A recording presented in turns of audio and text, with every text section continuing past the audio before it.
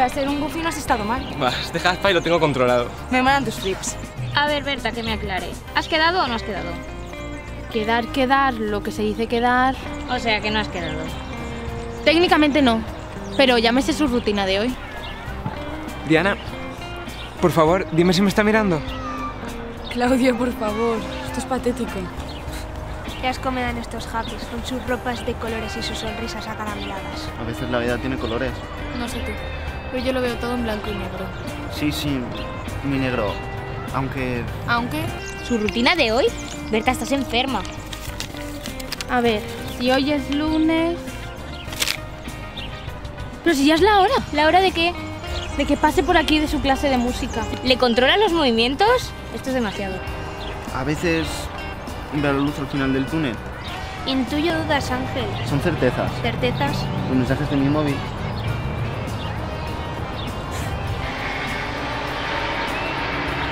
Por favor, dime si me está mirando. Yo diría que no. Creo que te ignora. ¿Cómo es posible? Joder. Claudio, esto es bastante humillante. La quiero. Estoy enamorado de ella y estoy seguro que ella siente lo mismo. Pues lo disimula muy bien, ¿eh? Sí, claro. ¿Que vayamos al cine? Es que he quedado para ir a un concierto. De Blind Band. A lo mejor aún no me ha visto.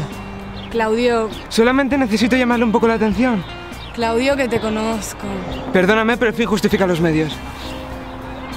¿Te vienes al Urban? He quedado con mi chica. Ya, pero como se está dando el pico con otro, ¿Qué dices? Estás como una cabra.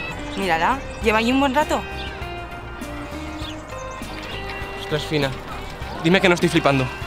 Yo no me he metido en nada y estoy viendo lo mismo que tú. No lo entiendo, hemos hablado y parecía... Todo es relativo, Ernesto. Todo es relativo. Es peor que un helado de fresa con chocolate. Alba me ha confirmado la cita. ¿Qué me estás contando, Ángel? Estoy hablando de amor. El sentimiento más maravilloso. Corta el rollo. Sabía yo que no estabas hecho para esto. Gloria, nos vamos. Vámonos.